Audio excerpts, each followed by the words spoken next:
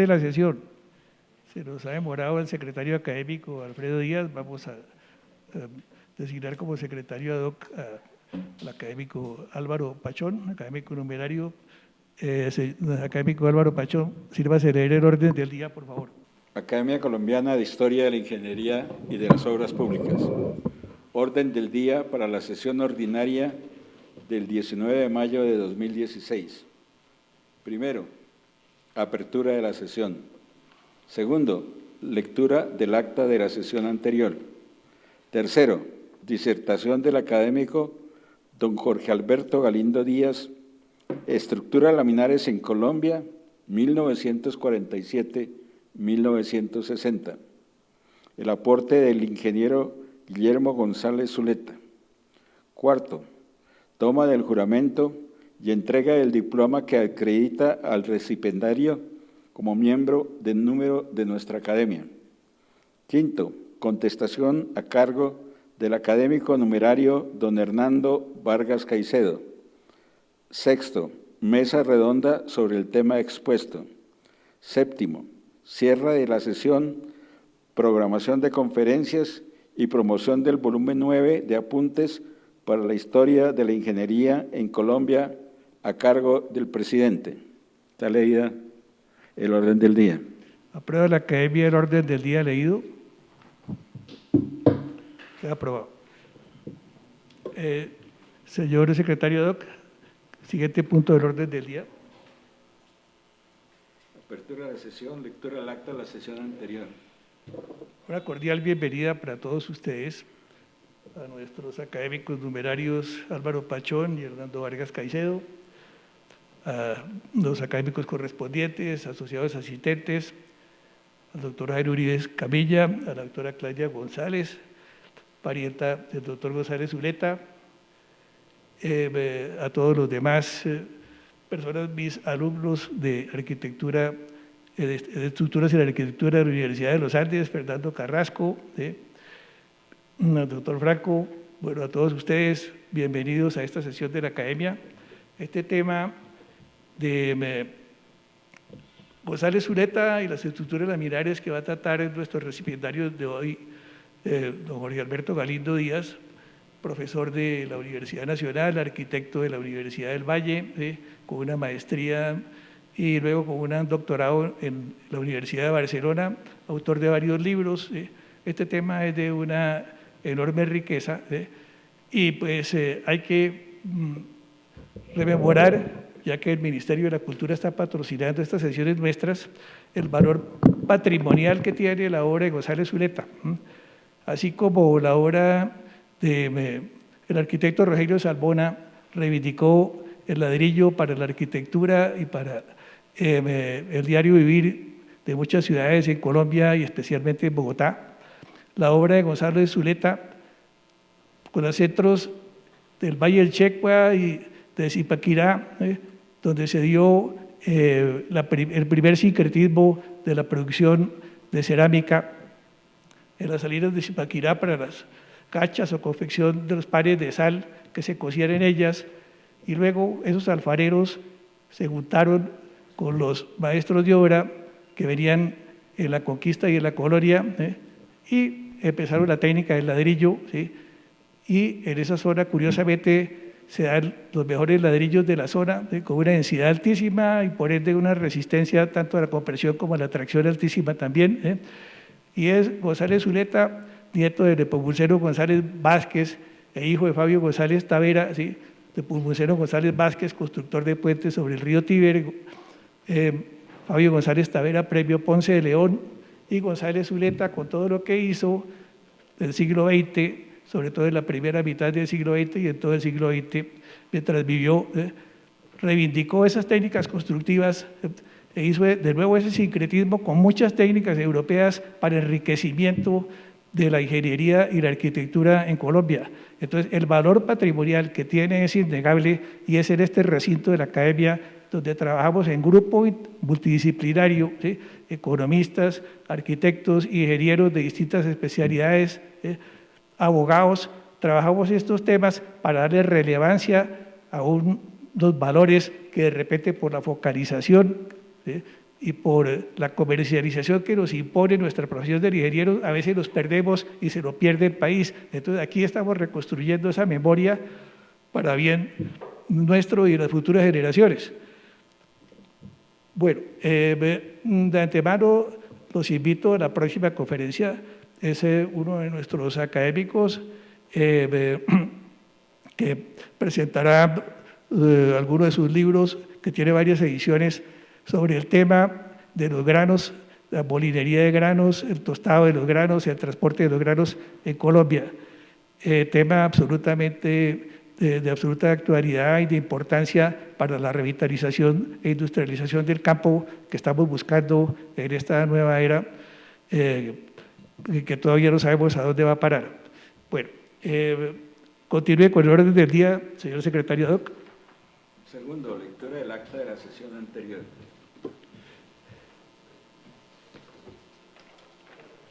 Señor académico secretario, por favor, sírvase a leer el acta. Academia Colombiana de Historia de la Ingeniería y de las Obras Públicas. Acta 114, correspondiente a la sesión ordinaria de la Academia realizada el lunes 11 de abril de 2016 en la sede de la Academia Colombiana de Historia. La asamblea se citó mediante comunicación electrónica dirigida a cada uno de los miembros. Asistieron 11 miembros de la Academia y 49 invitados, ver anexo 1, para un total de 60 asistentes.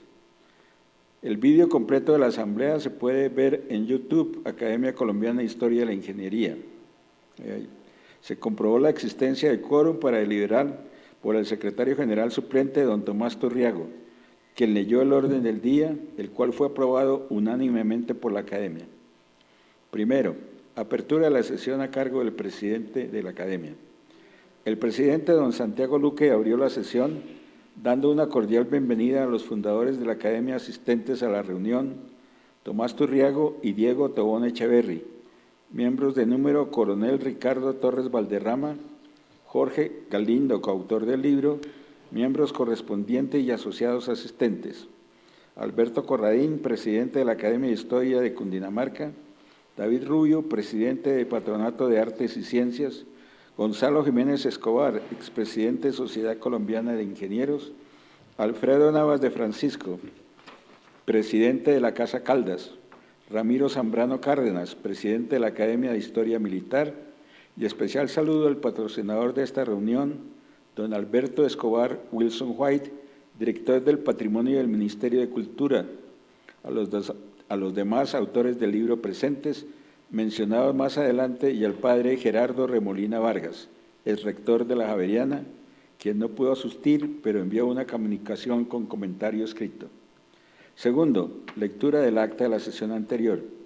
El académico y secretario general suplente, don Tomás Turriago, leyó el acta de la sesión anterior, la número 113, la cual fue aprobada unánimemente por la Asamblea. Tercero, disertación del académico don Ramón Gutiérrez y presentación del libro Francisco José de Caldas y las obras de ingeniería militar en la independencia de Colombia. Don Ramón Gutiérrez dio lectura a su conferencia, complementada con ponencias de los demás autores del libro, Jorge Galindo Díaz, Luis Fernando González, Alfredo Escobar, Wilson White. Cuarto, mesa redonda sobre el tema expuesto. Intervinieron el coronel Ricardo Torres, don Jorge Enrique Franco y Gabriel Jaime Gómez, fundador del Observatorio Astronómico de Medellín y en varias oportunidades su director. Quinto, cierre de la sesión. El presidente don Santiago Luque Torres levantó la sesión e invitó a continuación a un refrigerio ofrecido por el Ministerio de Cultura. Está leída el acta, señor presidente. En consideración, el acta leída. ¿Aprueba la Academia el acta que se acaba de leer? Bueno, queda aprobada. Continúe con el orden del día, señor secretario. Tercero, disertación del académico don Jorge Alberto Galindo Díaz, Estructuras laminares en Colombia, 1947-1960, el aporte del ingeniero Guillermo González Zuleta. Voy a hacer una exposición lo más precisa que pueda, bueno, espero no demorarme mucho, y la voy a hacer básicamente en tres partes. Voy a inicialmente hablar un poco del contexto de las estructuras laminares, luego iré directamente a hablar de los proyectos de González Zuleta en el campo de las estructuras laminares, y posteriormente daré un vistazo de otros proyectos que se hicieron en Colombia en el siglo XX y que tratan de un poco de completar el contexto de lo que sería este tema tan importante y tan poco estudiado en la arquitectura y la ingeniería colombiana. Realmente las estructuras laminares, entendiendo como láminas, superficies delgadas, que tratan siempre de buscar el menor espesor posible para cubrir un espacio, pues tenemos que hay estructuras laminares prácticamente desde el mundo antiguo. Las bóvedas clásicas son muy estudiadas en las escuelas de arquitectura, quizá menos estudiadas de lo que deberían ser realmente estudiadas, pero uno tiene ya como básicamente 4 hitos importantes que no puede dejar pasar por alto, que es la bóveda del Panteón, que tiene un elemento importantísimo que es el encasetonado, que justamente retomará González Zuleta en el proyecto del Estadio de Cartagena de Indias. Esta otra estructura muy importante que es la bóveda de Santa María del Fiori en Firenze, básicamente una importancia que está dada por su singularidad constructiva. Tenemos además la bóveda de San Pedro en Roma, singular por ser una estructura de 2 hojas con un espacio intermedio que busca resolver aspectos mecánicos y aspectos también de humedad y de conservación de la estructura. Y el cuarto referente en la historia es la Catedral de San Pablo de Londres, que consta básicamente de 3 hojas, una en ladrillo, también la tengo porque es un dato interesante, una hoja en ladrillo intermedia, una hoja inferior en mampostería y una hoja exterior muy delgada, muy liviana, que es básicamente de plomo. Estas bóvedas, curiosamente, no perdieron vigencia con la aparición del hormigón armado. Cuando el hormigón armado empieza a hacer su incursión en la arquitectura universal en finales del siglo XIX, comienzos del XX, resulta singular cómo también hay un deseo de hacer estructuras abovedadas, cupuliformes, a partir de hormigón armado. Y aquí hay un hecho interesante y es un doble camino, el camino de la ingeniería francesa y el camino de la ingeniería alemana. La ingeniería francesa toma partido básicamente por estructuras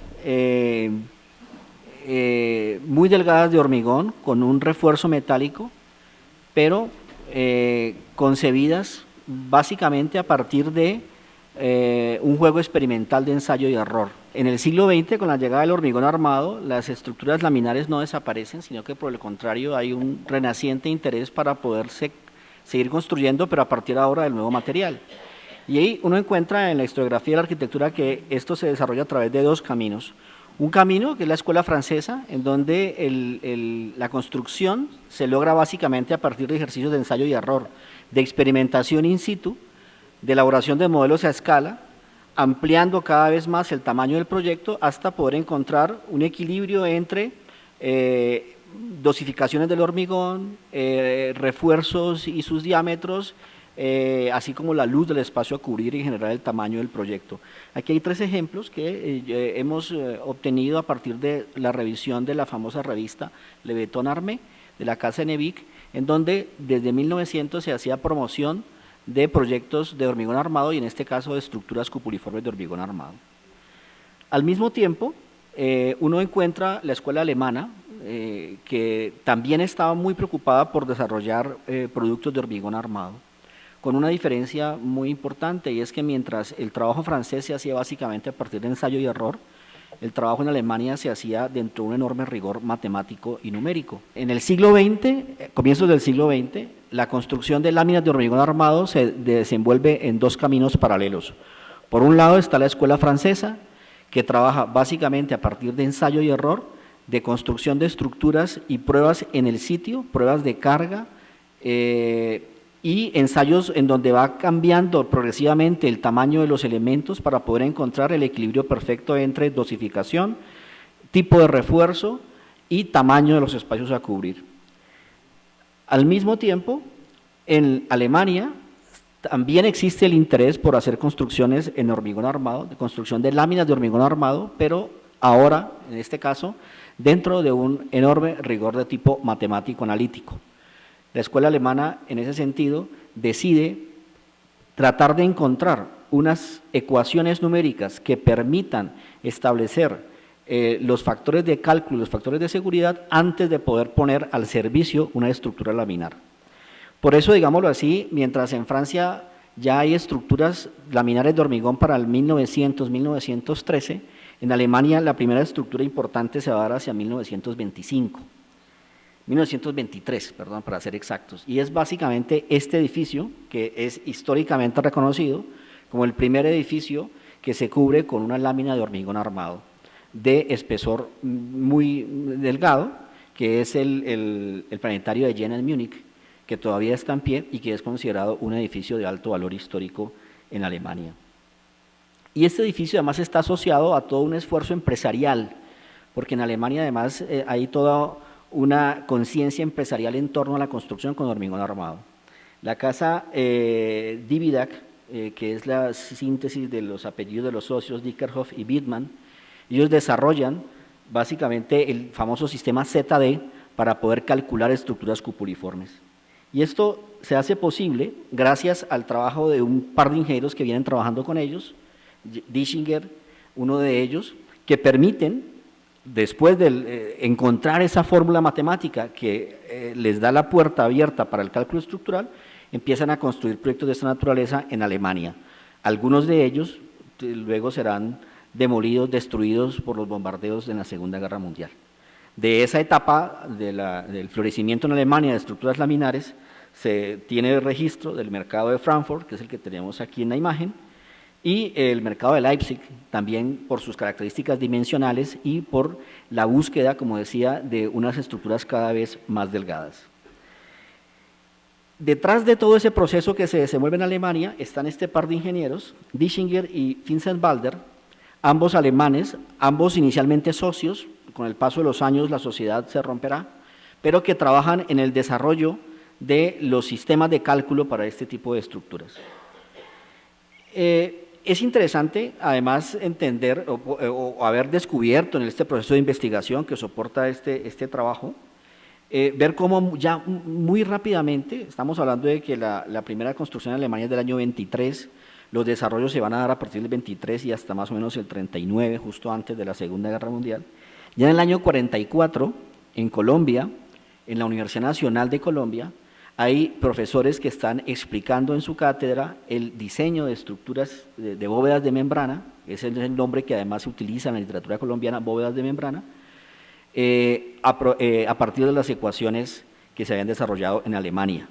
Este justamente es una página de la revista Ingeniería y Arquitectura, que era el órgano oficial de la Facultad de Ingeniería y Arquitectura de la Universidad Nacional, donde el profesor Cornelissen hace un artículo dirigido básicamente a sus estudiantes, explicando cómo se debían calcular este tipo de estructuras, aprovechando justamente estos sistemas de cálculo numérico. Además, fuera de Alemania, en Europa empezaban a aparecer ejemplos muy importantes que eran muy bien recibidos por el público en general y obviamente por la comunidad de arquitectos e ingenieros. En el caso español, la figura de Torroja va a ser muy importante, tanto el proyecto del mercado de Algeciras como el proyecto de la cubierta para el hipódromo de la Zarzuela, y en Suiza estarán los trabajos de Maillard, que para el 39 ya logran una enorme madurez por su escala y por el poco espesor que logra en la membrana de hormigón en el famoso pabellón del cemento. En América Latina, en América en general, también hay un interés creciente por las estructuras laminares. En Estados Unidos el interés es obvio porque coincide con su etapa de expansión industrial. Las estructuras laminares son importantes para cubrir escenarios deportivos, bodegas, depósitos, hangares para los aviones, y justamente la casa Dividag en Alemania, que ha desarrollado el sistema, envía a trabajar a Estados Unidos a uno de sus empleados, que es Antoine Tedesco, y Tedesco prácticamente va a ser el gran impulsor de las estructuras laminares en Estados Unidos. ¿Sí? Esta es una de las figuras más importantes y prácticamente todo un tema aparte de investigación. En Estados Unidos, prácticamente hasta los años 60, vamos a encontrar unos ejemplos muy importantes. Uno de ellos es este, el auditorio del MIT de Eero Saarinen, que va a ser un referente para los arquitectos de la primera mitad del siglo XX. También en América Latina hay un interés creciente y uno encuentra cómo arquitectos como Niemeyer, trabajando en Belo Horizonte, ya proyectan su iglesia en este caso, a partir de membranas de hormigón. También encuentra el caso de Dieste, que ha sido redescubierto y revalorado en los últimos, diría yo, 20 años, básicamente por su peculiaridad de hacer cerámica armada, sin tener en cuenta que el trabajo de González Zuleta estaba en una línea prácticamente paralela. También en México va a ser muy importante la llegada de algunos arquitectos que huyen de la Guerra Civil Española, arquitectos, entre ellos está Enrique de la Mora, y por supuesto Félix Candela, que es un capítulo aparte al cual trataré de hacer una mención muy rápida al final de la exposición. Ahí está justamente una de las primeras cáscaras que hace Candela cuando está empezando a trabajar en México en el año 49. En el caso colombiano, y para ya ir rápidamente al tema que nos interesa, suele considerarse como la primera estructura de bóvedas de membrana el mercado Girardot. Mercado Girardot, que es un proyecto diseñado por un equipo en donde está Leopoldo Rotter al frente. Leopoldo Rotter, alemán, que está trabajando por aquellos años en el proyecto de la Universidad Nacional de Colombia, el campus de la Nacional aquí en Bogotá, tiene a su cargo el proyecto del mercado Girardot. Es un proyecto que se tardará mucho tiempo en construirse, pero el proyecto como tal, el diseño y la concepción es del año 46, junto con un ingeniero de nombre José Antonio Parra. Se menciona en muchos textos de que en el proyecto participará González Zuleta, pero realmente el cálculo se le atribuye a José Antonio Parra. Este proyecto durante mucho tiempo se ha afirmado que son membranas de hormigón, pero realmente primero había un testimonio justamente de Jorge Gaitán Cortés que recoge Hans Rotter en su libro, en donde se insinuaba que las membranas eran de ladrillo. Y en una visita que hicimos hace poco, hace una cosa de 2 meses al mercado Girardot, gracias a que lamentablemente el edificio está en muy mal estado, pudimos ver las membranas por debajo y son membranas efectivamente en ladrillo, son membranas en cerámica armada que se han recubierto, creería yo, en muchas ocasiones por la parte superior, buscando la impermeabilización, pero también se recubrían por la parte inferior con mortero, se revocaban con mortero por la parte inferior. Y esta es una tesis personal. Yo creo que en aquel momento había un afán, una búsqueda por ser modernos, por igualarse, por estar a la misma altura de la arquitectura europea y norteamericana, y por lo tanto casi que nos da un poco de vergüenza mostrar el ladrillo y preferíamos ocultarlo debajo de una capa de hormigón. Pero realmente es una obra de cerámica armada y con esa inspección visual pudimos verificar que el testimonio de Gaitán Cortés que recoge Hans Rotter es correcto y que las estructuras son de ladrillo. ¿Por qué eran de ladrillo? De las cosas que dice Gaitán Cortés es porque en aquel momento no tenían una precisión sobre los métodos de cálculo, y esto es una cosa muy importante, no se sabía muy bien cómo calcularla, aunque había una intuición, había un conocimiento de algunos principios matemáticos, y también por un temor, una desconfianza en la calidad de los cementos colombianos y la capacidad de preparar hormigones de alta resistencia.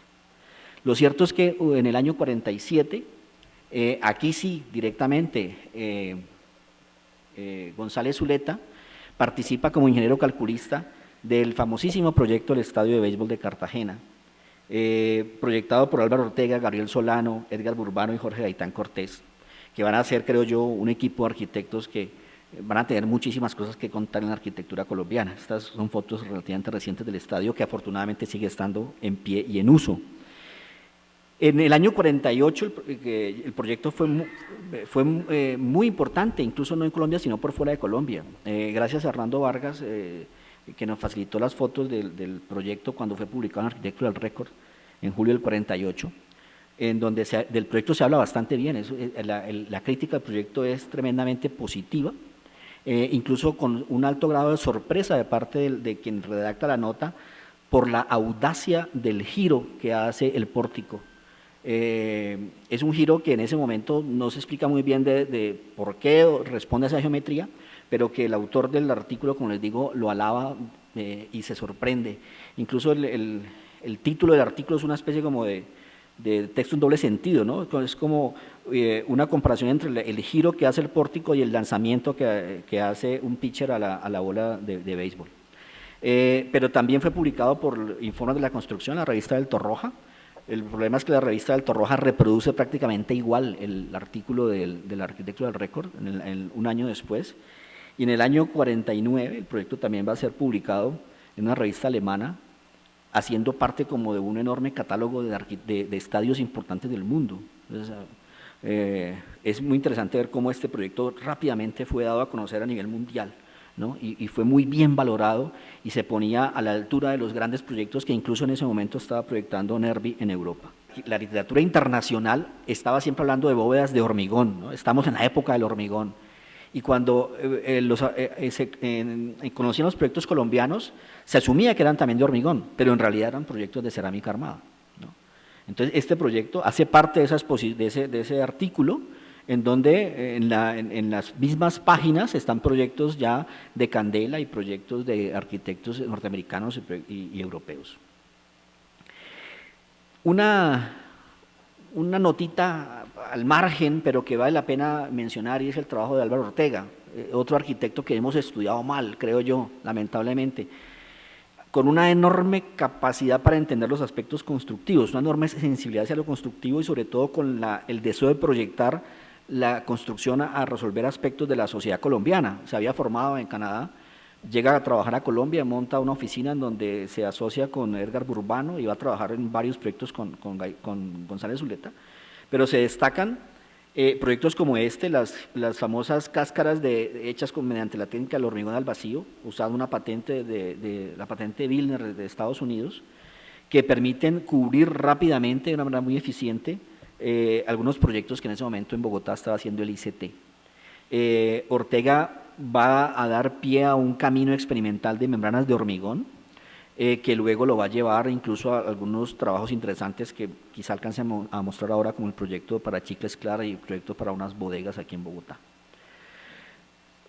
Como les decía, González Zuleta, ya con esas experiencias que va acumulando, y esta es otra cosa interesante, el trabajo acumulativo, o sea, se nota que de cada proyecto aprende y eso lo pone en práctica en el siguiente, no se repite, sino que más bien va perfeccionando. No me gusta la palabra evolución, pero diríamos que va perfeccionando el proceso de diseño y seguramente va simplificando los procesos constructivos también. Entonces se destaca en el año 52 el proyecto para el Cantón Norte, que básicamente son arcos parabólicos de hormigón, en donde hay algunas bóvedas que están confinadas.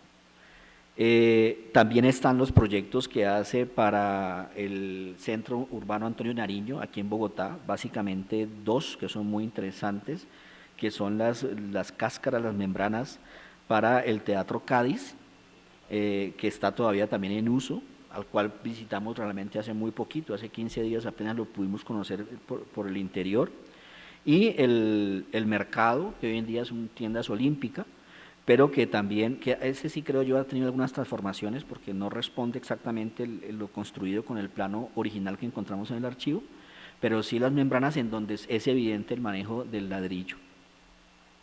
Los planos además así lo cuentan y ya la inspección visual también deja identificar claramente las partes construidas con ladrillo. Este proyecto también es quizá uno de los más conocidos, incluso tiene quizás de los que más entradas tiene en internet, la capilla del Gimnasio Moderno, proyecto de Juvenal Moya, otro arquitecto con el cual establece una relación colaborativa muy interesante, y es un proyecto que está hecho también en cerámica armada, ¿sí? Este proyecto del Gimnasio Moderno también fue publicado en una revista italiana.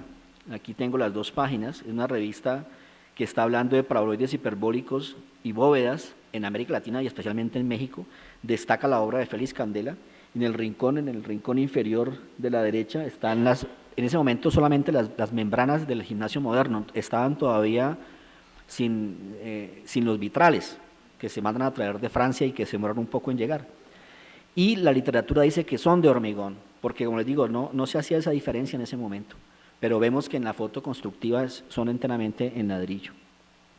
Pero se le da el mérito interesante, el mérito a González Zuleta y a Juvenal Moya, como un equipo que está trabajando en la misma línea en que se estaba ya trabajando en otras partes del mundo.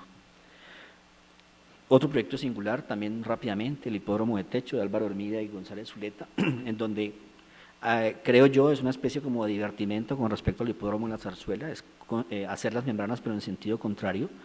Si en el proyecto de Torroja están perpendiculares al campo, aquí son paralelas al campo, utilizando un recurso que es el mismo del mercado de Girardot, es decir, la viga que pasa por la parte superior y las membranas que van descolgadas con respecto a la viga.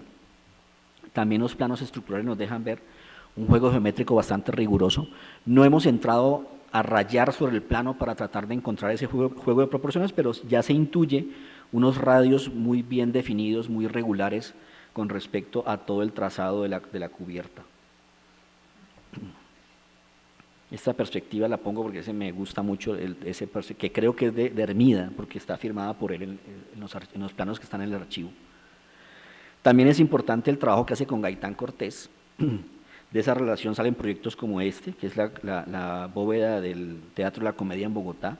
Es un proyecto que empieza siendo un anteproyecto de Miguel de Bengoechea y José de Recasens, pero luego Jorge Gaitán Cortés afina los proyectos de este par de arquitectos y se resuelve la bóveda de la cubierta con diseño de González Zuleta. También de ese trabajo con Gaitán Cortés está la iglesia de San Cristóbal en Bogotá, donde se utiliza a manera de encofrado perdido un ladrillo, el ladrillo sombrero, en el cual estaba trabajando Gaitán Cortés. Es un trabajo interesantísimo, que incluso yo lo reconozco, yo lo vine a conocer fue en este trabajo de investigación. Uno en la escuela de arquitectura nunca lo ve, yo nunca lo vi. Y es un trabajo muy interesante, no solamente desde el punto de vista espacial, sino desde el punto de vista constructivo y estructural. El ladrillo se dispone seguramente sobre un encofrado, un ladrillo que va a ser el molde. Encima de ese ladrillo, por su geometría, aquí podemos ver una imagen del interior y aquí está el detalle. Creo que tengo una foto aquí del detalle, aquí está el detalle. Entonces ver cómo ese ladrillo, la disposición permite que se forme una pequeña cajita en donde se van a disponer las 4 varillas de acero de 3/8 y fundir allí el nervio. Entonces es un molde perfecto, no solamente le da textura a la parte inferior, sino que también configura la vigueta que finalmente es el elemento de soporte, y encima de esto un acabado de hormigón. Y en proyectos deportivos, González Zuleta se vuelve, digámoslo así, el gran impulsor, el gran innovador. Se destaca el proyecto del Estadio de Pasto, Estadio 13 de Junio, hoy en día Estadio de la Libertad, donde también acude al sistema de las membranas de ladrillo con viga superior, en este caso dispuestas como en la zarzuela en sentido perpendicular a la tribuna. Está todo el juego de planos estructurales. También se destaca de esa misma época, el proyecto del Mercado Rayo. En donde se puede leer perfectamente la diferencia entre las viguetillas de hormigón y la textura del ladrillo. Proyecto que también en su momento fue muy interesante en Bogotá, proyecto de los arquitectos Francisco Pisano y Roberto Rodríguez, quienes reconocen en una entrevista que se les hace algunos años para la Universidad de los Andes, que es un proyecto que ellos lo copian del proyecto que se había hecho para unas bodegas en Inglaterra, en donde había participado Of-Arup, un famoso ingeniero de membranas en el mundo. El proyecto de Inglaterra era un proyecto que contemplaba la construcción de 9 membranas sobre una planta cuadrada, y ellos reproducen solamente una de las membranas en planta cuadrada para el caso del mercado de Bogotá, que todavía existe aquí en la séptima, en donde además aprovechan la iluminación cenital para poderle dar luz al espacio interior. Con ese mismo principio hacen un proyecto no construido para la Villa Olímpica de Popayán en el año 56, y uno que también va a ser muy importante es el proyecto para la casa Volkswagen aquí en Bogotá en la 26 del año 55, proyecto de Bruno Violi con cálculos de González Zuleta, y en donde hay un juego experimental muy interesante porque son varios tipos de bóvedas, algunas superiores de gran luz, otras más pequeñas con iluminación cenital a partir de bloques de vidrio, algunas suspendidas mediante cables por la parte inferior, y es un proyecto que también merece ser reestudiado con mucho más detenimiento, sobre todo por su valor técnico. También los planos atestiguan que son bóvedas de ladrillo.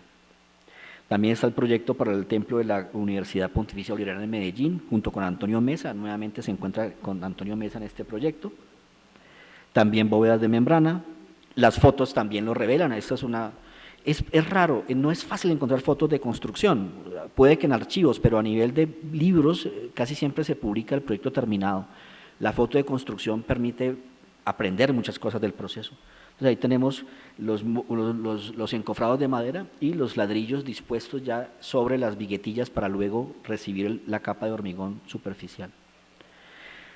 Ahora, la obra de González Zuleta en ese campo fue muy extensa. Yo he reseñado los proyectos que son los más importantes, los más significativos. En el archivo González Zuleta hay muchos otros proyectos menores, muchos también no construidos.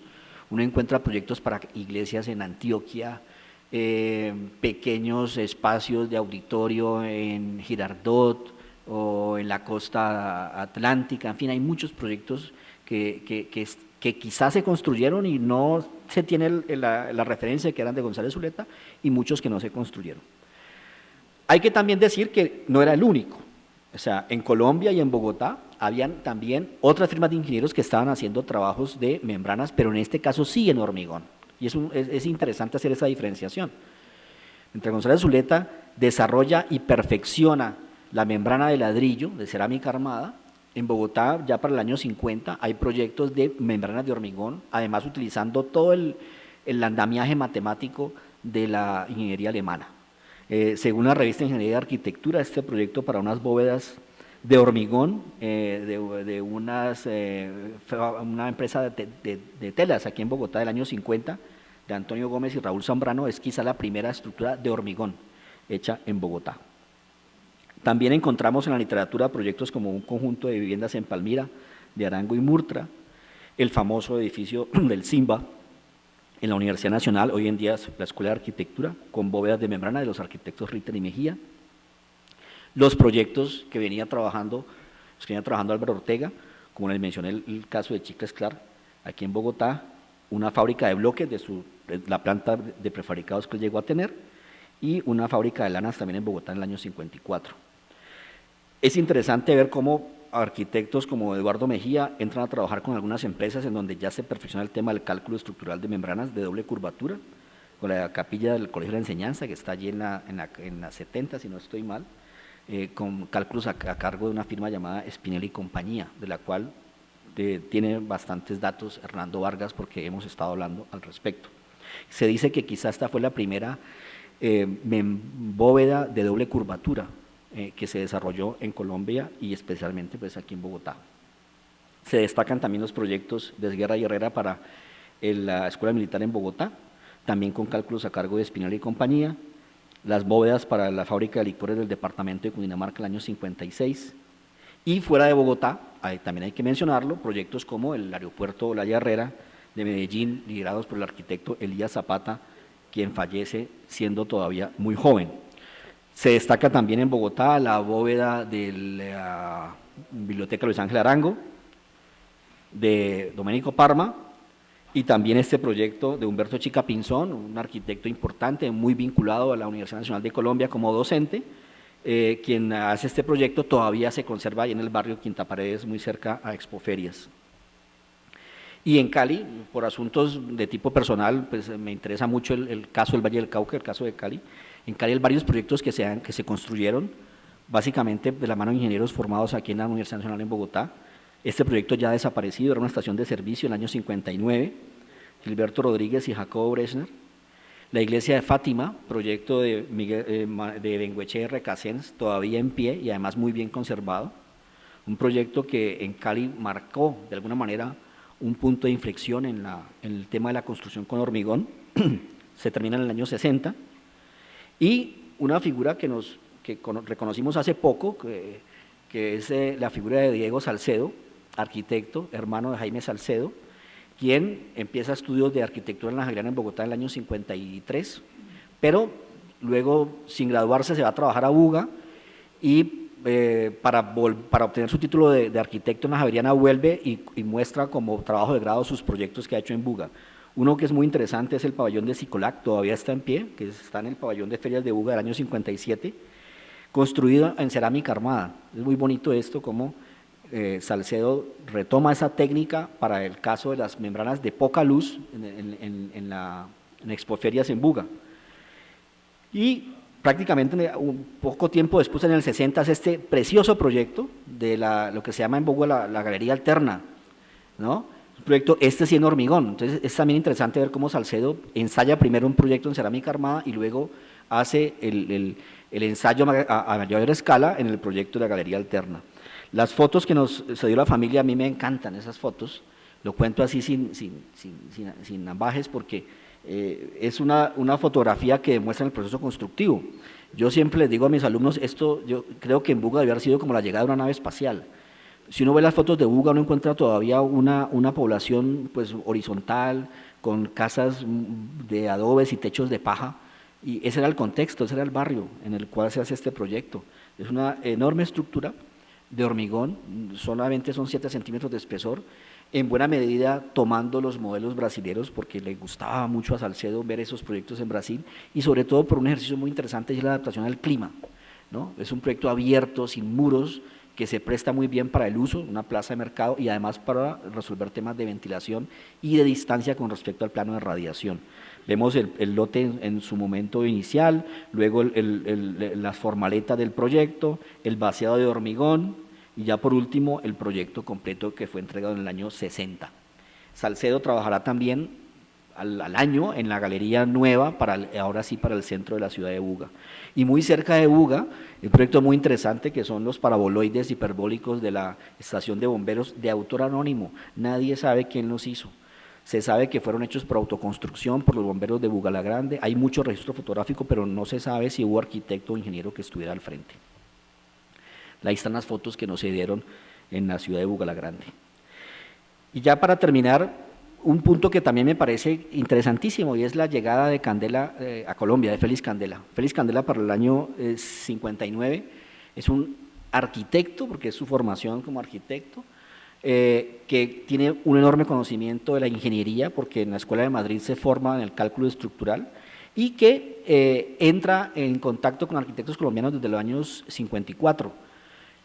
También gracias a Hernando Vargas, que me proporcionó los datos, Candela es invitado a Colombia por el SIMBA en el año 54, y luego gracias a correspondencia de Candela, que se encuentra en el archivo de la Universidad de Columbia, Nueva York, pudimos ver que Candela, a raíz de esa visita del 54, establece un vínculo muy cercano con arquitectos colombianos, en temas de negocio, porque Candela lo dice, yo soy un contratista, a mí me interesa contratar obra, me interesa ganar un porcentaje de las obras en las que yo pueda participar. Y Candela hace negocios con arquitectos de la costa, un arquitecto de apellido Mufti, y hace negocio con un arquitecto que creemos que es arquitecto porque no hemos encontrado mayores datos de él, que se llamaba Jaime Perea en Cali. Jaime Perea en Cali es un contratista que tiene muy buenos vínculos con la ciudad y le consigue a Candela varios proyectos en Cali. Uno de los proyectos que le consigue a Candela en Cali, o sea, Perea es el intermediario, son unas bodegas de Almagrán, en Jumbo. Y este proyecto, ¿por qué es importante? Porque Candela empieza a trabajar en el mercado colombiano, hace 2 proyectos. Este es el primero, unos gajos de membrana de sección circular, y hace un segundo proyecto en donde utiliza sus famosos paraguas hiperbólicos, que los reproduce en serie para formar una gran superficie de bodega. Cuando estábamos en la investigación, queríamos saber si ese edificio había sido construido o no. Buscamos la prensa local de Cali el año 59 y un día después de muchos periódicos, como ocurre siempre en la ley de Murphy, el último periódico que buscamos, ahí estaba la información, el proyecto sí se construyó. Pero la gran sorpresa es que nos damos cuenta cuando leemos el artículo, es que sí se construyó, pero no se construyó con el proyecto de Candela, se construyó con el proyecto de un ingeniero bogotano llamado Guillermo González Zuleta. O sea, no conocemos los detalles, pero sí es muy curioso ver cómo González Zuleta le gana el proyecto a Candela y González Zuleta lo hace en hormigón. Creo yo que ese es como el punto donde hay un salto en lo que venía haciendo González Zuleta de estructuras de cerámica armada, y aquí se pasa al hormigón porque tiene que competir con un par que también trabaja en hormigón y se gana el proyecto. Y este es el plano de Candela para las bodegas de Almagrán en Jumbo, que finalmente son las que se construyen.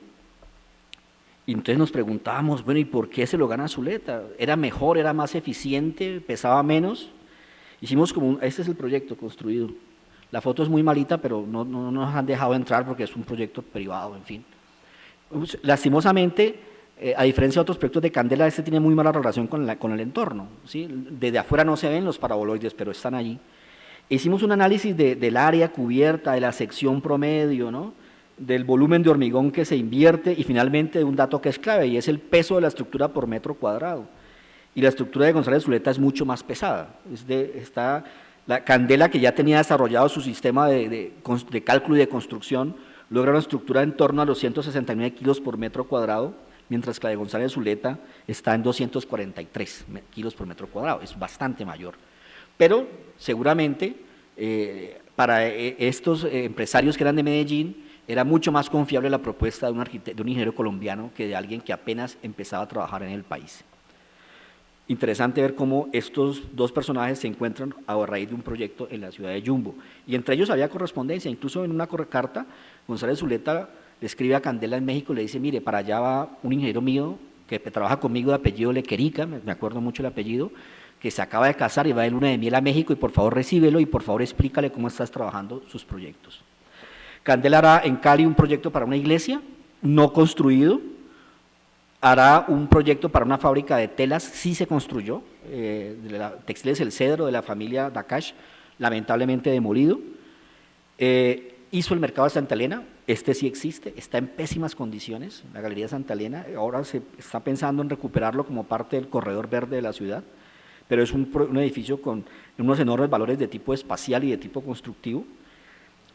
Hace un paquete de proyectos para una galería en el Porvenir, que no se construyeron ninguno, pero es interesante ver cómo Candela ensaya, así como lo hacía Zuleta, también Candela ensayaba con diferentes modelos, paraguas, cáscaras con intersección y formando nervaduras, cambiando, calibrando las alturas y las luces libres.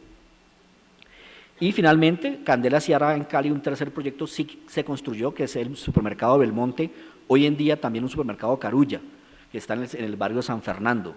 Es un proyecto que ha tenido muchos problemas por la humedad, pues las cubiertas en Cali pues generan este tipo de problemas, y es difícil de leer, pero está todavía la estructura, y es un proyecto donde todos los planos están firmados por Candela. No trabajará más en Cali, seguramente la sociedad con Perea se daña por asuntos de tipo económico, pero Perea hará una bóveda más por cuenta propia, que para mí es de las más interesantes, y es la estructura del Deportivo Cali, en Cali.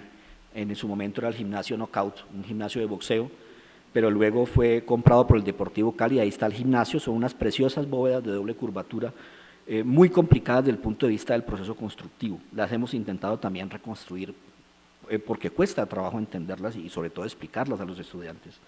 En Cali se harán proyectos que han tenido mal fin, mal destino, no de la mano de Candela, pero sí influenciados por Candela, como son la Plaza de Mercado de Siloé, con paraguas hiperbólicos, o la sede para el SENA en Cali del arquitecto recientemente fallecido Harold Borrero Urrutia, egresado de la Universidad Nacional de Bogotá. Por último, yo traigo esta foto, que es un proyecto de un profesor mío, con el cual tuve la oportunidad de trabajar, Rodrigo Tascón Barberena, arquitecto, nacido en Ginebra, profesor de la Universidad del Valle durante mucho tiempo, y que trabajó en Cuba. Cuando la Revolución Cubana, pues ustedes lo sabrán, Cuba se quedó sin arquitectos, muchos se fueron a Miami, y hubo una especie de voluntariado de arquitectos colombianos llamados cooperantes, que van a trabajar a Cuba, entre ellos Rodrigo Tascón. De Cali fueron 5, Rodrigo en ese momento ni siquiera se había terminado de graduar como arquitecto, estaba todavía estudiando, y hace un proyecto en Cuba que hoy en día es patrimonio de los cubanos, que es la Escuela de Medicina de Cuba, que está hecho a partir de paraguas hiperbólicos de 10 metros de lado, con una columna central de 40 por 40. Yo lo conocí por accidente este proyecto hace varios años, le tomé algunas fotos, volví a Cali, hablé con Rodrigo, le mostré el proyecto, y fue el que desató la investigación, por eso me gusta un poco detenerme en él. Y Rodrigo Tascón me contaba que se hacía en Cuba básicamente por la enorme eficiencia estructural. En un momento en que en Cuba no había nada, tampoco hoy en día hay nada, pero bueno, en ese momento la crisis era todavía mucho más sentida, estaban empezando a vivir el embargo, con una columna resolvían una superficie de 100 metros cuadrados, 10 por 10. El proyecto es muy eficiente desde ese punto de vista, y el modelo se siguió repitiendo para muchos proyectos escolares y para estaciones de servicio en Cuba. Lo hace, además, ese fue un dato importante de Rodrigo Tascón, lo hizo así porque había visto el proyecto de Candela en Cali para Textiles El Cedro, hecha por su amigo Manolo Escobar. Y González Zuleta volverá a hacer paraguas hiperbólicos en Buenaventura, en la entrada a la zona franca de Buenaventura, y en Cali hará en el año 68 la cáscara de la tribuna occidental del Pascual Guerrero. Ya había hecho la tribuna oriental en el año 54, y esa es una tribuna que lamentablemente fue demolida hace unos años, hace unos 4 años. Esta es la tribuna occidental, la que se conserva, que está hecha seguramente con un encasetonado de madera como la cáscara del estadio de béisbol de Cartagena. La que había hecho en el año 54, ahí están las fotos de la demolición, estaba hecha en ladrillo, ¿no?, producto de ese trabajo experimental.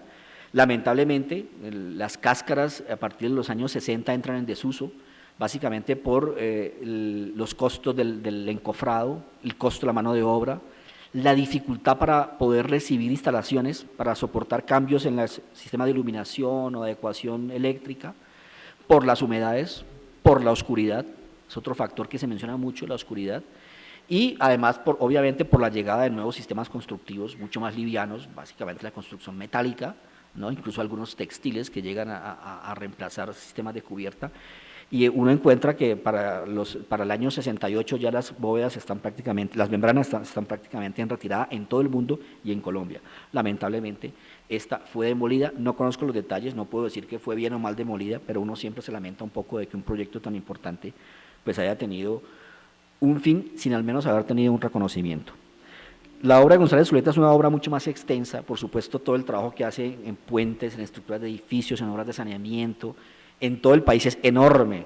Creo que es un material que está en el archivo valiosísimo, con muchos caminos por desarrollar. Yo solamente me he concentrado en una pequeña parte y además tratando de colocarla en un contexto de orden nacional y muy modestamente en un contexto también internacional. Creo que las conclusiones son varias, ya las he ido manifestando a lo largo de la exposición, desde el trabajo colaborativo, el trabajo experimental, el rigor geométrico, ¿no? Todos esos son valores que vale la pena tener en cuenta, y justamente entidades como esta, como la Academia Colombiana de la Historia de la Ingeniería, son las que contribuyen a que ese trabajo siga vivo, se hable sobre eso, y además que pensemos que la arquitectura también tiene un componente constructivo muy potente, muy poderoso, y que le puede seguir aportando muchas cosas a este país. Muchas gracias por la atención. Académico Jorge Alberto Galindo Díaz, ¿jura usted por Dios, por la patria y por la academia cumplir fielmente con las obligaciones que le imponen los estatutos como miembro de número? Sí, juro. Si así fuere, Dios, la patria y la academia os lo premien, si no, él y ella os lo demanden.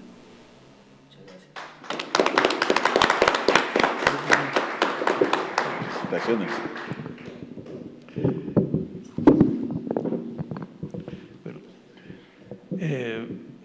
Ha sido un gran esfuerzo del académico Jorge Alberto Galindo resumir su trabajo, que es muy extenso en este rato, y creo que además de las felicitaciones y la entrega del diploma, amerita la labor de síntesis que elaboró. Muy buenas noches.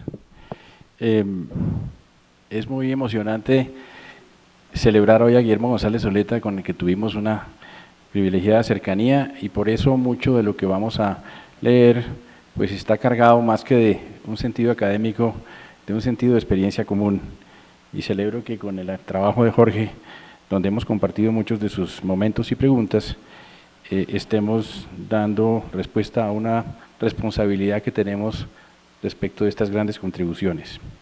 Guillermo González Zuleta, tradición e innovación.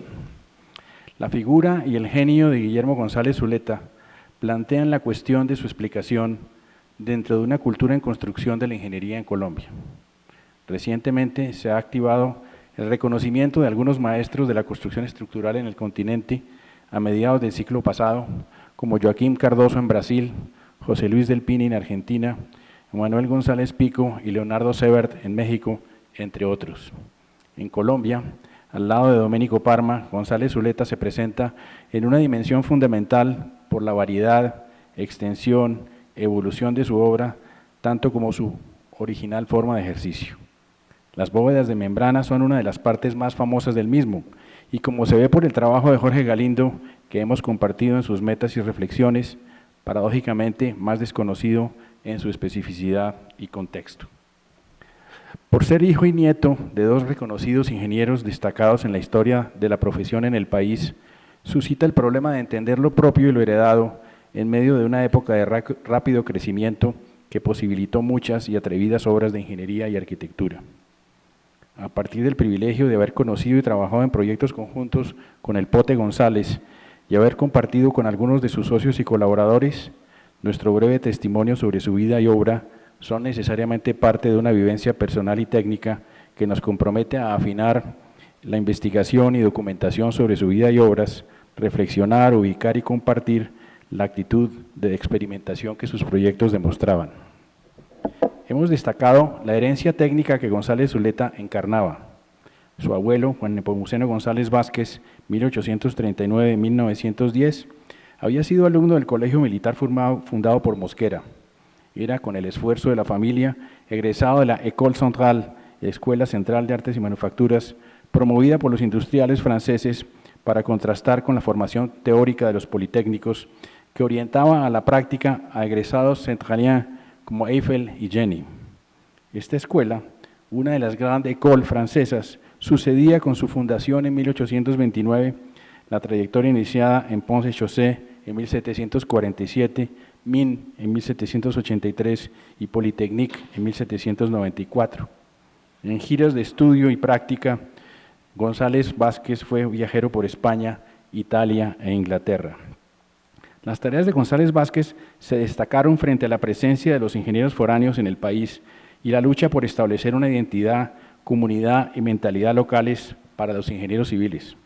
A su regreso a Colombia, fue iniciador del Camino del Meta desde 1871 y promotor, constructor y accionista del Ferrocarril de Cúcuta desde 1878, con su orgullosa cohorte de ingenieros exclusivamente colombianos.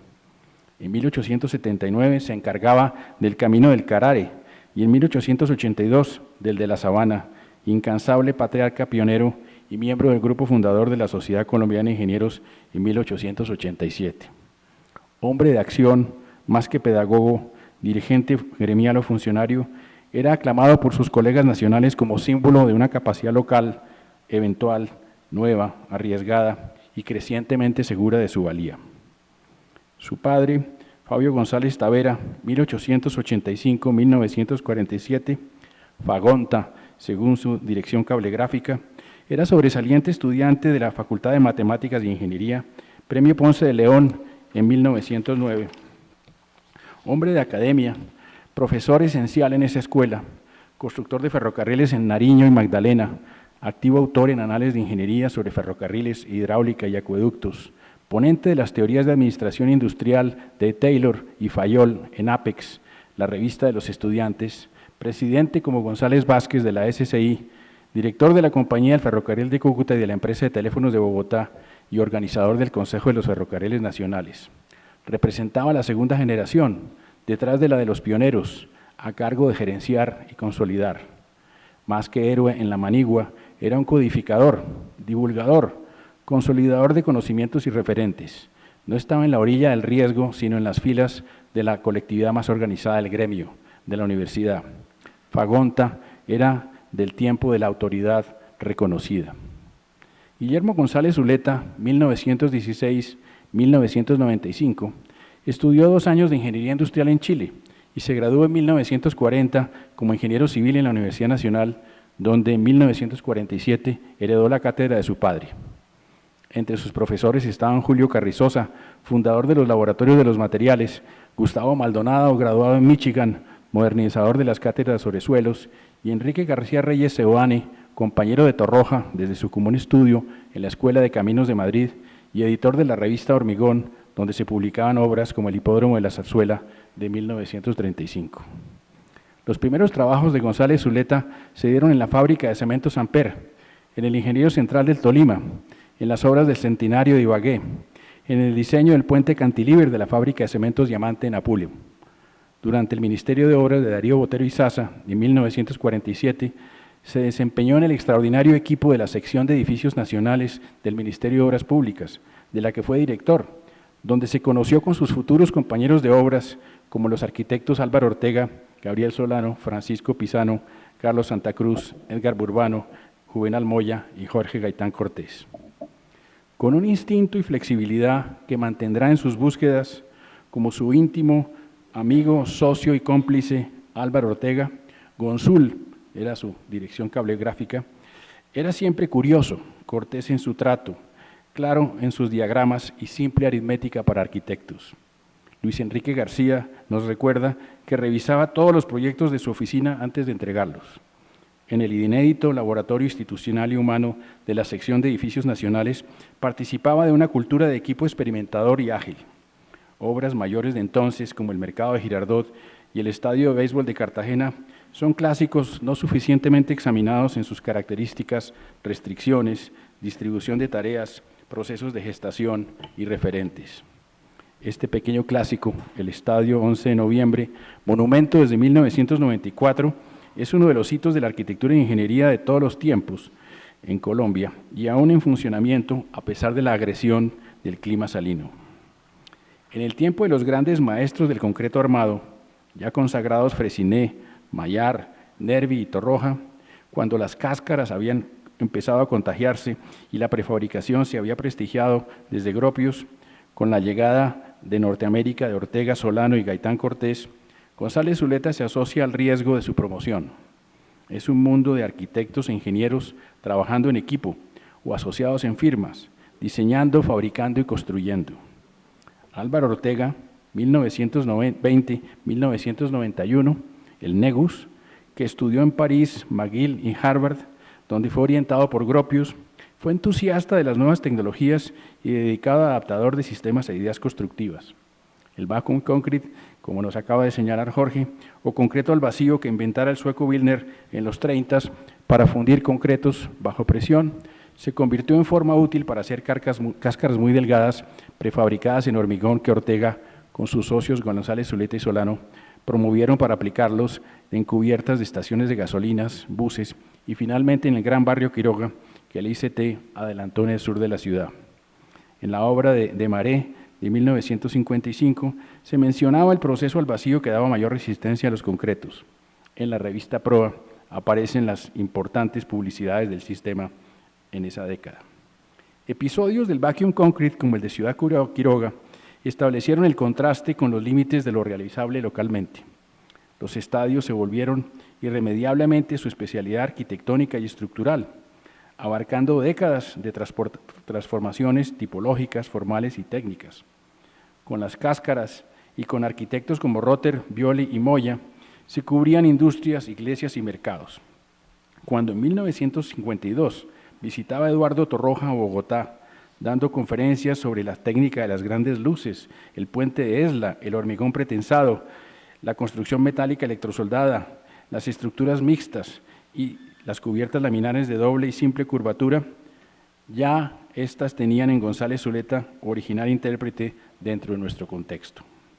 Fundador de su propia empresa en 1954, conviene recordar entre sus socios de proyectos a Jorge Gaitán Cortés, 1920-1968, arquitecto, político, urbanista y viviendista, especializado en cálculo estructural en Yale, dirigente empresarial, gremial, industrial y visionario alcalde, compañero en diseños de estadios, iglesias y obras singulares como la del Teatro de la Comedia y la Iglesia de San Cristóbal con sus famosos ladrillos sombrero.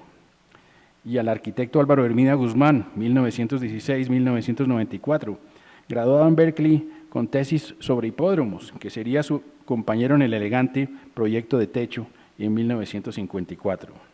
Y a Julián Guerrero, especializado en la técnica del concreto en Roma, proyectista de la Plaza de Cañabralejo, un anillo poligonal inspirado en los canastos, armado con cables.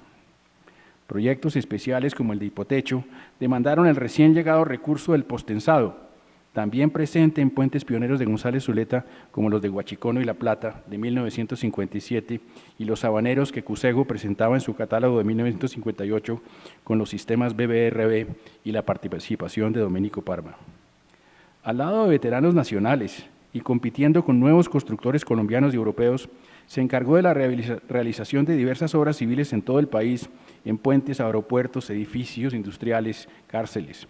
Se iban poco a poco especializando a los ingenieros, aunque costara separarse de su vínculo de origen a los procesos constructivos, como Telford, Brunel, Eiffel, Reublin, Villa, Maillard, Freycinet y Nervi. González Zuleta tendría que ser contratista para poder demostrar sus dones intelectuales. La ingeniería de consulta estructural, como la geotecnia, tendría que esperar a la sistematización de la segunda mitad de los 60 para sostenerse y expandirse, hija inicial de una constelación de arquitectos, ingenieros, constructores. Como en el afán del estadio de 11 de noviembre en 1947, con el apuro de los Juegos Panamericanos de Cali de 1968, produjo obras fuera de serie en tiempos limitados. A partir del prestigio como maestro de los escenarios deportivos, sus amigos Gaitán Cortés y Barco Vargas, cuando alcalde, le encargarían seguir esas tareas. En el Campín, derrocharía ingenio para rehabilitar la limitada estructura original con aventuras en sus pilotajes y prefabricaciones. El gusto por las estructuras mixtas se sucede con el Coliseo del Campín, peldaño hacia el edificio UJI. Este proyecto, nacido de coordenadas peculiares, sería un escenario de lucimiento de González Zuleta, especie de profeta inspirado, siempre sereno y sonriente en medio de las maromas. Era la vida suya de muchos milagros, rarezas, pruebas de carga, formaletas caídas, prolongados suspensos hasta cuajar las obras con empeño de servicio durante las 24 horas del día. A principios de los 70 iniciaba el uso de los computadores, donde ayudaba a su hijo Germán, uno de la larga descendencia nutrida de ingenieros y arquitectos.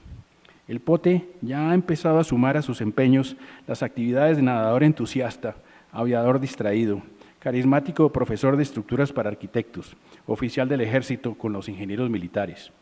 En su firma se formaron y seminaron pupilos, arquitectos, calculistas y constructores.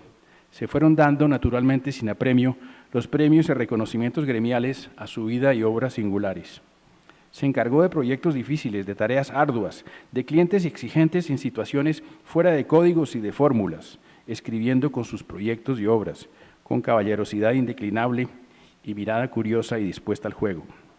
Coleccionaba proyectos imaginados, como los de puentes prearmados para los llanos y parqueaderos subterráneos en sueños en busca de mecenas. Al cabo del tiempo, con Hernando Vargas Rubiano, aló a Álvaro Ortega para que recibiera en Colombia un justo y tardío reconocimiento a través del Grupo Laboravitat. Hemos sostenido que su legado principal, la lección implícita en sus obras, requiere reconocerlas, establecer sus herederos y sus propuestas de invención. Para la indagación sobre la cerámica estructural en Colombia. La conversación en curso sobre la cerámica armada en estas tierras ha servido para poner en orden datos dispersos y sigue demandando búsquedas y revisiones. Ampliando lo intercambiado por nosotros con los profesores Jorge Galindo, Martín Gossens y la generosa ayuda de los profesores Juan Luis Rodríguez, Camilo Mendoza y Luis Calderón, y a partir de cuestiones del profesor David López de la Escuela de Ingeniería de Zúrich, se han aclarado algunos detalles. Santiago Luque, autor de Abovedados Cerámicos y profesor de estructuras, nos ha recordado que sus propios maestros constructores venían de trabajar con González Zuleta y eran parte de esta tradición por reconocer. No debe olvidarse que en el caso colombiano, después de Petrés y sus abovedados de la tradición mediterránea, había presencia de empresarios o contratistas catalanes desde hace un siglo en Bogotá, como lo registra Alfredo Ortega en su libro Arquitectura de Bogotá.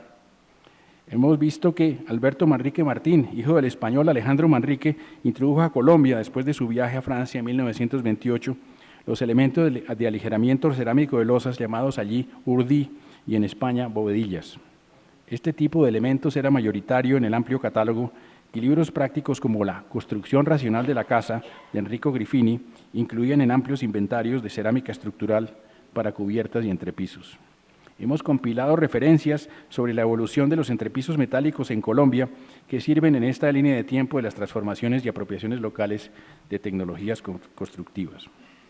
Hemos advertido sobre la obra del ingeniero de caminos Enrique García Reyes Oane, 1901-1973, condiscípulo y temprano asociado de Eduardo Torroja, llegado a Colombia en 1937, que fabricaba en Bogotá y publicitaba en los años 50 en proa, a través de su firma Ingecon, como nos mostraba Jorge en foto ahora, sus sistemas de aligeramiento cerámicos para entrepisos armados en 2 direcciones, clara competencia al novísimo reticular celulado desarrollado por Parma y Gusego desde 1948. Era recordado profesor en las cátedras de puentes y concretos en la Nacional y la Javeriana y destacado industrial de la Cirúrgica del Muña y en los aceros torsionados Eliacero. La losa de concreto aligerada con bloques huecos cerámicos era ya común a mediados de siglo y amplió su utilización por su economía de peso en la construcción popular de las denominadas planchas o las de entrepiso autoconstruidas. De hecho, es uno de los sistemas vernáculos que incluye Domenico Parma en su análisis clásico de los sistemas habituales que al reticular celulado debería reemplazar, como se refiere en su artículo de prueba. La modernización posterior de las prefabricaciones en concreto aprestigiaría este material, desplazando al cerámico. No debe olvidarse que constructores europeos como Georges Moyot, llegados en la posguerra, promovieron la construcción de estructuras con algunas novedades. Después de vincularse como socio de la tradicional fábrica de ladrillos de Moore, con excelente materia prima en arcillas para tubos y tejas, este contratista, con sede en varias ciudades del país, publicitaba sus entrepisos aligerados prefabricados con elementos cerámicos por sus virtudes de aislamiento térmico y acústico en los años 50. Moyot apoyaba experimentos de alumnos del CINVA, establecido en 1951 como órgano de entrenamiento e investigación aplicada sobre prototipos de prefabricación liviana con elementos cerámicos. Según el recuento de patentes investigado por Alberto Mayor, el italiano Fausto Galante patentaba sistemas de entrepiso con ladrillos huecos cerámicos en 1954. Tradición especial, sin el aura de la patente, tuvo el piso Tovar, que el ingeniero Luis Alejandro El Cucarrón Tovar desarrolló y que sobrevive aún en la tradición popular bogotana con arcos planos de piezas huecas sin refuerzo. En nuestro trabajo inédito sobre la escalera en bóveda catalana en el Museo Nacional, que Hernando Vargas Rubiano proyectó en 1947, indicamos que el ingeniero colombo-catalán Fernando Murtra Casanovas, graduado en la Universidad Nacional en 1940 con González Zuleta, calculó dichas escaleras construidas con racilla, la clásica bóveda catalana. Juan Luis Rodríguez, después de entrevistar a Francisco Pisano, nos recuerda que en la casa Pisano trabajó Murtra con albañiles catalanes. Pisano llamaba a estas cáscaras, que se atirantaron en algunos casos, bóvedas de empuje. Las cerámicas texturadas de la cara inferior las produjo el italiano Aymar, dueño de horno para tejas en Zipaquirá y posteriormente dedicado a producción de aparatos eléctricos en su firma AVE colombiana. Y recuerda que según el testimonio oral de José Alejandro Bermúdez, las bóvedas de la celebrada casa de Guillermo Bermúdez, por un tiempo socio de Pisano y Vieco en la firma Domus, fueron un regalo de Álvaro Ortega a Guillermo Bermúdez y se hicieron en concreto al vacío, la tecnología de Wilner que Ortega y González Zuleta emplearon en varios proyectos de la ciudad. Paralelamente al trabajo de Pisano en el ambiente interior, anzuelo para los arquitectos, se lucían las virtudes de los experimentos de Gaitán Cortés y González Zuleta con el ladrillo sombrero, estudiado por Martin Gossens, que se visibiliza en su antigua casa, hoy convertida en hotel boutique, sobre la carrera Quinta. A su turno, Luis Calderón, quien examinó para la reciente restauración a su cargo de la casa de Rodríguez Silva, de 1957, y estudió sus planos, nos confirma que el diseño estructural de González Zuleta, con sus diversas bóvedas para distintos espacios, se levantó con cáscaras formadas con ladrillos huecos de 25 por 25 por 5 centímetros entre nervios de concreto vaciados en sitio, sin atirantamientos inferiores como los que Le Corbusier usara antes de la Maison Jaoul y proyecto de Ahmedabad para casa de cliente médico. Es evidente en los cuadernos de Le Corbusier que este arquitecto suizo-francés aprendió en Bogotá a construir cáscaras en ladrillo que llevó después a Francia y a la India. Esta sección transversal es idéntica a la que González Zuleta empleara 10 años antes en los segmentos de la cubierta de la tribuna de sombra del estadio de béisbol de Cartagena. Allí se usaron tablones entre nervios braseados en sitio que alojaban varillas de 1/4 de pulgada de diámetro con cáscara de espesor total de 5 centímetros. Hasta el momento no se conocen memorias de cálculo de González Zuleta sobre la mayoría de sus obras iniciales y serán de gran valor para establecer sus referencias y prácticas. En nuestra experiencia directa con este ingeniero en varios proyectos de edificios de los años 1970 nos constan su cordialidad y caballerosidad, su forma espontánea y libre de trabajo a lo largo de las fases del diseño, su gusto por dibujar formas y detalles, su gentileza didáctica, explicando con la mayor sencillez y claridad principios estáticos asociados al caso, su forma habitual de dibujar las figuras desde su lado de la mesa para entendimiento de quienes están al frente. El trabajo que Jorge Galindo nos comparte expresa la admiración por ese tiempo de ingenio y autenticidad. Muchas gracias. Antes de abrir la mesa redonda, quisiera oír algún comentario del doctor Jairo Uribe Escamilla. Muchas gracias. Pues en primer lugar me siento muy honrado de haber sido invitado a esta exposición. Felicito a ambos expositores por ese trabajo tan completo, tan claro. Yo solo puedo dar recuerdos de admiración. Tuve el honor de conocer al doctor González Zuleta y de trabajar con él muy poquito tiempo, porque lo conocí cuando estaba en uno de esos altibajos que tenía económicos, nunca técnicos, y había conservado solo una pequeña oficina en la avenida Jiménez, y la oficina técnica fue una habitación de las que arrendaban para estudiantes en las proximidades de la ciudad universitaria. El equipo técnico estaba conformado por 2 estudiantes, José Díaz Aciaína, quien contrató como dibujante, y José Díaz muy amablemente, cuando le preguntó el nombre de alguien para ayudarle en las memorias de cálculo, me presentó a mí. Fui a Usaquén, en la esquina de la calle 119 con carrera séptima, estaba una casa de madera que pertenecía a él, para que escogiera el escritorio que debía trasladar a esa habitación para estudiantes. Esa casa fue la que fue desarmada y subida a Monserrate y se volvió a armar allá como un restaurante que, entre otras cosas, fue mi primer debut público como bailarín de folclore, cuando yo tenía 47 años. Pero en esa habitación de estudiante, algo que también pues me hacía sentir muy orgulloso es que me pedía el favor de que lo sacara en mi motoneta, una Auteco Lambretta, que fue la segunda motoneta en la Facultad de Ingeniería, la primera fue una Vespa de Ernesto Vega, porque por ahí no pasaban taxis y entonces necesitaba que yo lo sacara, entonces era mi parrillero en esa Auteco Lambretta, y yo de estudiante y él una gran personalidad.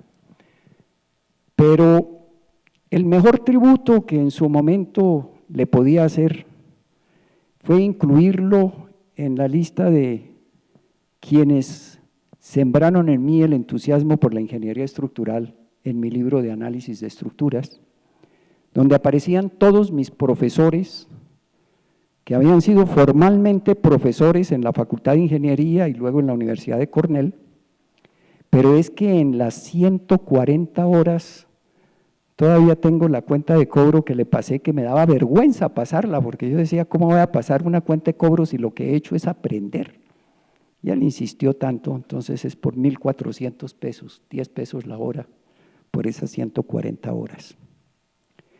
Y como decía Hernando sobre su gentileza, su deseo de aprender, con él aprendí la importancia de intuir o de conocer cómo se deforman las estructuras, porque todos los proyectos eran de afán, como siguen siendo hoy en día, y él lo que hacía con esos, entre otras cosas, pues no se mencionó acá porque fue otro de los puntos en que él, diría yo, fue pionero, fueron las placas plegadas. Entonces, yo colaboré en el cálculo del estadio de Pereira, que infortunadamente demolieron, en que esas placas plegadas también eran de cerámica reforzada. Y cuando los pórticos eran de miembros acartelados, Y afortunadamente, pues aquí no hay de los jovencitos que me tocan en clase hoy que no tienen ni idea de qué estoy hablando, en que las columnas y vigas eran de sección variable, eran acarteladas. Y en esa época en que tocaba calcular era con cross, y cross con desplazamientos y todas esas cosas, pues ya el momento de empotramiento no era WL2/12, ni el coeficiente de transmisión en un medio, sino tocaba utilizar las gráficas del libro del profesor Winter, con quien después tuve el honor de trabajar en la Universidad de Cornell, o las tablas de la Portland Cement Association que daban para el diseño de vigas de puentes, donde sí era frecuente el acartelamiento. Entonces era un proceso demorado. Y el doctor González Zuleta, me acuerdo que inclusive era en los cuadernos, en las páginas que le sobraban a los cuadernos de sus hijos, él dibujaba el pórtico, ponía una hipótesis de carga e inmediatamente hacía la deformada de ese pórtico, localizando los puntos de inflexión. Y entonces, como el dibujo lo hacía a escala, pero a ojo, ¿no? Teniendo las porciones entre los puntos de inflexión, pues esas eran estructuras estáticamente determinadas. Entonces ya él determinaba qué sección de concreto era suficiente y con eso calculaba el refuerzo, le decía a José Díaz Aciaín, dibuje los planos y luego, entonces yo iba lentamente después de todo eso a verificar que lo que él había calculado estaba en el 90% de las veces perfecto, no había que cambiar nada. En otras oportunidades tocaba simplemente era con cuchilla raspar esos planos que se hacían en papel mantequilla y cambiaba el diámetro de la varilla o el número de varillas, pero de esa manera podía cumplir los plazos para entrega de los proyectos. Una cosa que también me animó en algún momento a que sí debía pasarle la cuenta de cobro, es que algún día llegué y le dije, doctor, qué pena con usted, yo no sé si es que algo hice yo mal, pero con esta hipótesis de carga me da que es necesario poner un poco más de acero del que usted había calculado. Entonces él me dijo, muestre a ver la hipótesis de carga, y la hipótesis de carga era en esos enormes voladizos. Yo había puesto en el pórtico en la parte de atrás que estaba con público, pero la parte de adelante no. Y me dijo, Jairo, usted sí como que definitivamente se ve que solo vive estudiando y no va a fútbol, porque si el estadio no está lleno, la gente que va de esa tribuna se hace es cerca a la cancha, no allá atrás. Le dije, sí, doctor, qué pena, pero ¿qué tal si llueve venteado? Y entonces él se rió y me dijo que tenía toda la razón y cambiaron los hierros. Y cuando estaba en Cornell en Estados Unidos, en algún momento él muy amable me mandó una copia de la revista Anales de Ingeniería de la Sociedad Colombiana de Ingenieros, donde aparecía la ampliación del Estadio El Campín. Y entonces decía, Jairo, ahí te mando esa revista para que cuando vuelvas puedes ir tranquilo porque como verás consideramos tu hipótesis de carga. Así que vuelve pronto porque nos haces mucha falta. Eso el doctor González Zuleta lo llevo en el alma. Vale la pena quizá también incluir en un trabajo posterior esa estación de servicio de buses transmunicipales que su yerno, también mi exalumno Guillermo Balcázar, hizo, que también tiene pues esas bóvedas y que se parece bastante a la que usted, ingeniero, presentó. Entonces, difícil de olvidar, siempre está en el corazón y como muchos saben, pues por lo menos tiene ese reconocimiento de la Sociedad Colombiana de Ingenieros con el premio Guillermo González Zuleta para honrar a quienes han seguido sus pasos. Muchísimas gracias. Gracias, doctor Jairo Uribe. ¿Alguien desea intervenir? Que nos vamos a encontrar porque hay un encuentro de los premios Ponce de León con mi compañero Diego López. Yo soy ingeniero civil de la Universidad Nacional de 1961. Oí con mucha dificultad todo lo que usted dijo, pero yo tengo algunas opiniones. Me gusta doctor Vargas, que tampoco fue entendido, a pesar que tengo un título reportado, no fue como yo. Las cáscaras. Miren, resulta que usted hace un desayuno y queda muy fácil lateralmente un huevo. Pero es muy difícil quebrar el huevo si usted le pone una capa vertical. ¿Ah? No, pues yo creo que al final se rompe, ¿no? Yo hice el curso de resistencia de materiales allá, donde usted también lo dice. Las cáscaras solamente es algo estético, no aporta un segundo piso. Por eso las cáscaras hoy no se pueden hacer, porque son de un solo piso, son estéticas. Las cáscaras, creo yo, ustedes me pueden corregir, que donde están las cáscaras, pero inmortalizadas, es en un Guggenheim de Bilbao, que hizo el arquitecto Frank Guggenheim. El arquitecto ahí están las cáscaras. Pero si usted va a hacer viviendas sociales, no puede hacer cáscaras. González Zuleta, que calculó la plaza de toros, de cálculo era fácil calcularla. Y toda la geometría del doctor de Pires, pues eran círculos, entonces le puso hierros a cada círculo. Cuando a mí me enseñó concreto, el doctor Antonio María Gómez, creo que fue su profesor, mi profesor no era profesor. No, usted es muy joven. Calculábamos los hierros al milímetro. ¿Usted se acuerda de Bonca? Bonca le puso a hacer un cálculo estructural y él calculó los hierros con diámetros variables. Oiga, entonces calculaba el hierro con diámetros variables de acuerdo a la carga. Entonces le pusieron un cero porque dijeron, mire, el hierro no se produce con diámetros variables. ¿Usted lo conoce, señor? Y resulta pues que las cáscaras pues sí son estéticas, pero no son industriales. Tal vez así que ya no se hacen cáscaras, salvo para estéticamente hacer proyectos. Pues claro, también una señora de transporte, una cubierta. Usted puede hacer la cáscara, pero para la vivienda social, lo que necesitamos ahora en Colombia, no se puede aplicar. Sigue siendo una cosa geométrica simple. Es una estructura, unas columnas, unas vigas, un método tradicional, qué pena. Y eso que ya hay un modelo que usted no hay que poner las cartas.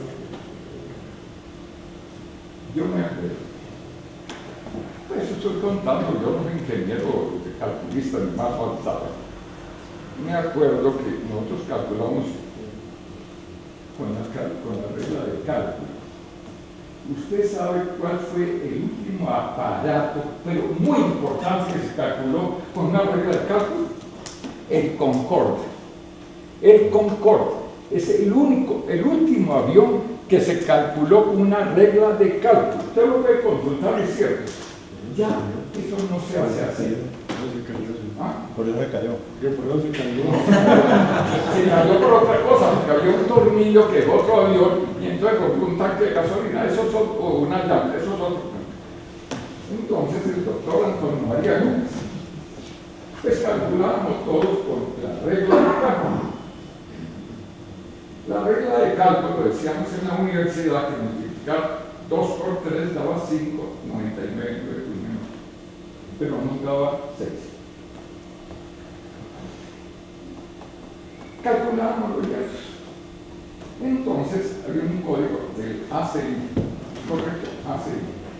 Entonces el doctor Antonio Gómez decía, ya está todo perfectamente calculado con la regla de cálculo, pero hay que multiplicar por 3, porque el código de ACI por 3.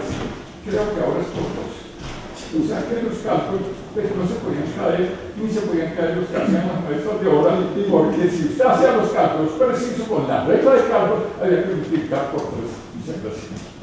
Creo que nuestro primer presentador, cuya cosa me pareció muy interesante, cometió un error, o a lo mejor lo estoy cometiendo yo. El estadio que presentó no es el estadio de fútbol, es el estadio de béisbol de Cartagena. Usted lo presentó como estadio de fútbol. No, después dijo, lo corrigió, pero cuando lo presentó como estadio de fútbol. Y yo le dije a mi compañero, no es el de fútbol, es el de béisbol. Y se inauguró cuando la 9ª serie que ganamos nosotros los colombianos, con ¿cómo llamaba? Rodríguez y Niño Bueno, Petaca Rodríguez y Niño Bueno Crisone y el Fantasma Cavadía y todos esos personajes de los que de grata recordación. Muchas gracias. ¿Alguien más desea intervenir? ¿Alguien más desea intervenir? Bueno, voy a hacer una breve síntesis y a cerrar la exposición con un comentario al magnífico trabajo de Jorge Alberto Galindo, nuestro nuevo académico numerario, y la contestación del académico numerario también Hernando Vargas Caicedo. González Zuleta es un prohombre y su obra pues, es maravillosa, es patrimonio, como lo dije al comienzo, y es un sincretismo de las técnicas indígenas y de las técnicas de muchos otros orígenes que él implementó para lograr esas magníficas realizaciones.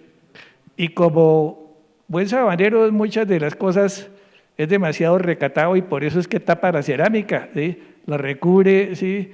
con mortero, ¿sí? Con payete en los sitios donde debía haber quedado vista, ¿sí?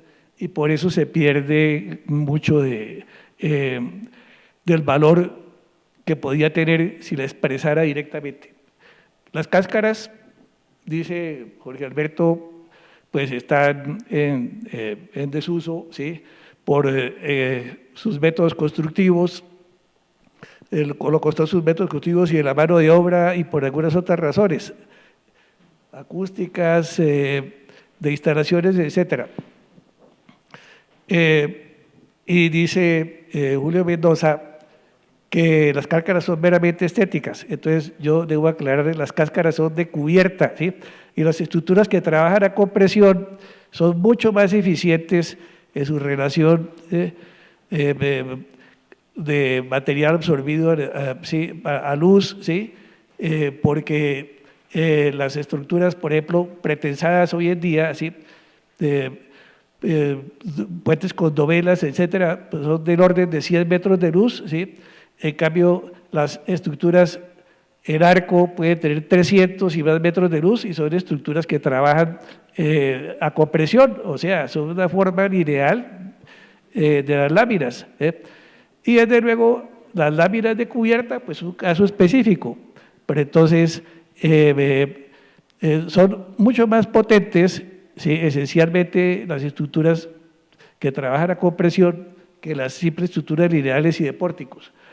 En cuanto a sistemas constructivos, recordemos que muchas de las estructuras primitivas de las que mostró Jorge Galindo, como Hagia Sofía, ¿sí? Que tal vez no la mostró ¿sí?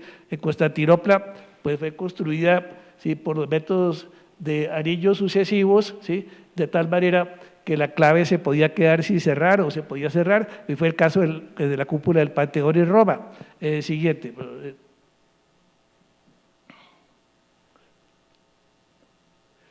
Los aparejos bizantinos los vemos en muchos chircales nuestros, chircales muy antiguos. ¿Qué edad tienen los chircales de San Cristóbal?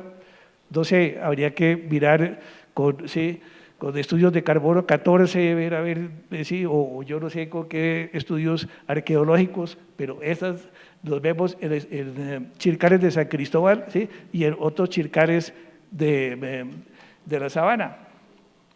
Los aparejos bizantinos oblicuos, ¿sí? No necesitan formaleta, se va colocando el aparejo anular para las estructuras de cúpulas. Siguiente. Siguiente. Bueno, centrando los radios de las novelas ¿sí? En el extremo, hay muchas maneras ¿sí? Y se dice que son bizantinos porque tienen su origen en Bizancio. ¿sí? Esa construcción, recordemos que Bizancio fue la sede de la Iglesia Católica, Constantinopla, cuando el emperador Constantino volvió la iglesia, la oficial del Imperio Romano, en el año 300, después del edicto de Milán, 313, los aparejos helicoidales, sigue. Los aparejos de tejas que dan también, y los aparejos ¿sí? inclinados, sigue. Son sistemas de lograr construir las cúpulas sin necesidad de ninguna de formaleta, y son un sistema muy antiguo. Aquí paremos. Estos sistemas, el sistema de las bóvedas catalanas, aparejando con yeso, ¿sí? Se van pegando unas tabletas contra la otra, eso es fraguado casi instantáneo. Después de montar esa bóveda que se hicieron aquí en escaleras tabicadas, por ejemplo, ¿sí? Probablemente Fray Domingo de Petrés o algunos otros constructores ¿sí? Catalanes trajeron eso y existen en conventos, en iglesias antiguas, ¿sí? Estos sistemas. Bueno, sigue con las fotos que hay después. Aquí tenemos, resulta que probablemente en el Quiroga, que se hicieron muchos sistemas de bóvedas y por eso de repente se desprestigiaron porque la gente las empezó a asociar a bóvedas de cementerio y a un estrato bajo, ¿sí? Entonces se utilizaron sistemas y probablemente González Ureta intervino también, y yo encontré para mis obras maestros de González Ureta, el maestro Antonio Ávila, ahí lo tenemos. Entonces estamos haciendo bóvedas en racilla, la bóveda de la bomba Texaco de la autopista, ¿sí? Bóvedas en racilla con un sistema que se inventaron, que no fue mío, venía probablemente de esa época el Quiroga, probablemente González Ureta. En lugar del yeso que se deslide con el agua, se hacía con Sica 1 y se colocaba la tableta de racilla y quedaba un cuarto de minuto, quedaba pegada y con una simple guía se iban haciendo las bóvedas. Siguiente. Aquí las vemos la guía, vemos el tensor ¿sí? Para absorber los esfuerzos los esfuerzos horizontales en la base. Siguiente. Bueno, y aquí tenemos unas bóvedas un poco más recientes que hice con una de mis alumnas de la Universidad de los Andes, Carmen Mazariegos. Entonces en Tabio, Quinta Real, son de 12 metros de luz. Entonces ella pues no quiso los tensores. Siguiente. Entonces, ¿qué pasó?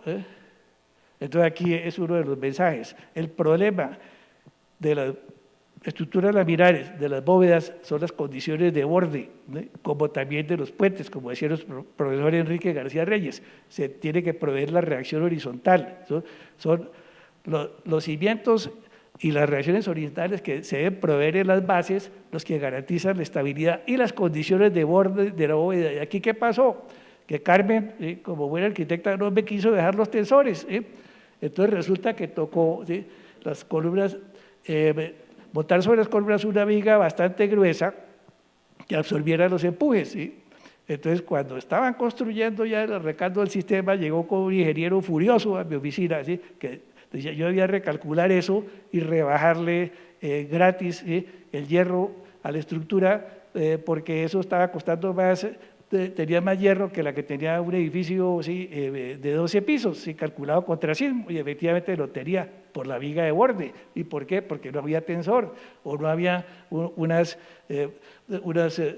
soportes inclinados que le dieran absorción al empuje en la base. Entonces, las condiciones de borde, Carmen, págame, tengo unos soportes inclinados, como puso Derby en el Palacete del Sporto en Milán, o pongámosle unos tensores y le bajo el hierro a la cuarta parte.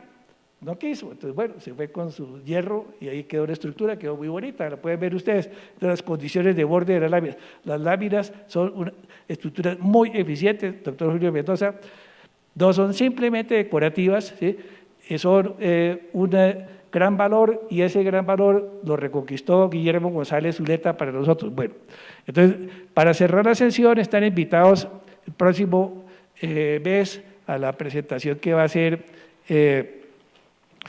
Álvaro Castillo Niño sobre sus libros para maquinaria de secamiento de trigo, secamiento de cereales, ¿sí?